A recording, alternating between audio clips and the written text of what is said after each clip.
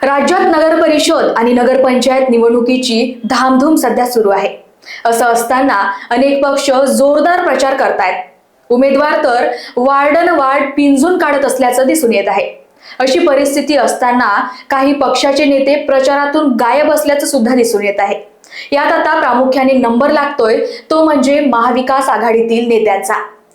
आता हे नेते कोण आणि ते का बरं प्रचारातून एक पाऊल मागे आहे पाहूयात। नमस्कार, मी पूजा आणि आपण पाहत आहात लोकवाहिनी मीडियामध्ये बातमी मागची बातमी। तब्बल 9 वर्षांनंतर नगरपालिका आणि नगरपंचायतीच्या निवडणुकांचा धडाका सुरू आहे। अनेक नेत्यांची प्रतिष्ठा या निवडणुकीत पणाला लागली आहे। प्रचार दौरे, कॉर्नर मीटिंग, सभा या सर्व घडामोडींमध्ये नेत्यांचा शेड्यूल फुल टाईट आहे। असं असताना या प्रचारातून महाविकास आघाडीचे नेते कुठेतरी गायब झालेत। लोकसभा निवडणुकीवेळी हेच नेते राज्यभरात प्रचार करत होते। मात्र असं काय झालं की नगरपालिका आणि नगरपंचायतीच्या निवडणुकीत ते नेते प्रचाराकडे पाठ फिरत आहेत। काँग्रेसचे प्रदेशाध्यक्ष हर्षवर्धन सपकाळ या नावाचा अपवाद वळखताच राज्यात कुठलेही असे मोठे नेते प्रचारात दिसून येत नाहीये। आता यात पहिलं नाव येत आहे ते म्हणजे शरद पवार। लोकसभा निवडणुकीवेळी शरद पवारांच्या राष्ट्रवादीने चांगलीच मुसंडी मारली। त्यावेळी शरद पवार महाराष्ट्रातल्या प्रत्येक लोकसभा क्षेत्रात पायाला भिंगरी बांधून फिरत होते। अचूक टायमिंग आणि वेळेचं कॅल्क्युलेशन हे समीकरण लक्षात घेत त्यांचे नेते निवडूनही आलेत। मात्र आता नगरपालिका आणि नगरपंचायत निवडणुकीत शरद पवार प्रचारातून कुठेतरी गायब झाल्याचं दिसून येत आहे। यात दुसरं आणि महत्त्वाचं नाव आहे ते म्हणजे उद्धव ठाकरे।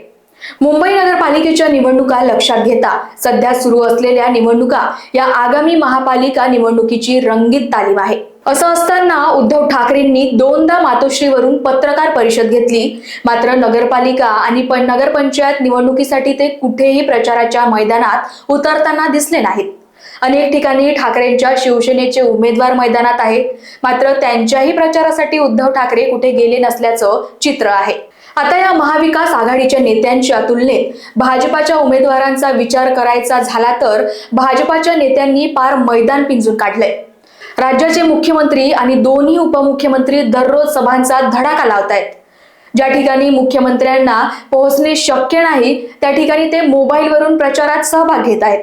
महत्त्वाचं म्हणजे अजित पवारांच्या सख्ख्या पुतण्याचं लग्न असूनही अजित पवारांचे नियोजित दौरे राखीव ठेवले आहेत।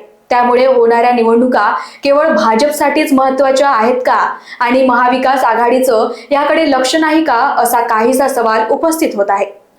आता यांच्या कारणांचा विचार करायचा झाला तर मुंबई महापालिका निवडणुकीत काँग्रेसने एकला चलो रेचा नारा दिल्याने शरद पवार आणि उद्धव ठाकरे नाराज असल्याचं बोललं जात आहे। काँग्रेसने विचारात न घेऊन परस्पर निर्णय घेतला असा सूर शिवसेना आणि राष्ट्रवादीत आहे।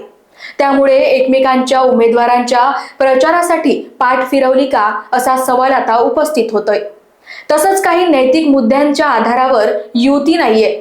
कुठे शरद पवारांची राष्ट्रवादी शिंदे सोबत, कुठे दोन्ही शिवसेना एकत्र, कुठे शिवसेना मनसे तर कुठे भाजप आणि शरद पवारांची राष्ट्रवादी अशी युती आहे। त्यामुळे वैचारिक मतभेद असताना मंचावर मात्र विरोधी उमेदवारांचा प्रचार करावा लागू शकतो। यामुळे आत्ताच्या प्रचारातून माघार घेतल्याचं काही राजकीय विश्लेषक सांगतायत।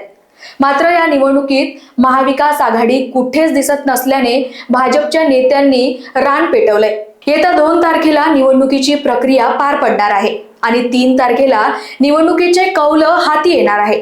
त्यामुळे या निवडणुकीत भाजप पुन्हा एकदा मुसंडी मारणार की काँग्रेसच्या नेत्यांना प्रचार न करूनही हवं ते यश मिळणार हे पाहणं अधिक महत्त्वाचं ठरणार आहे।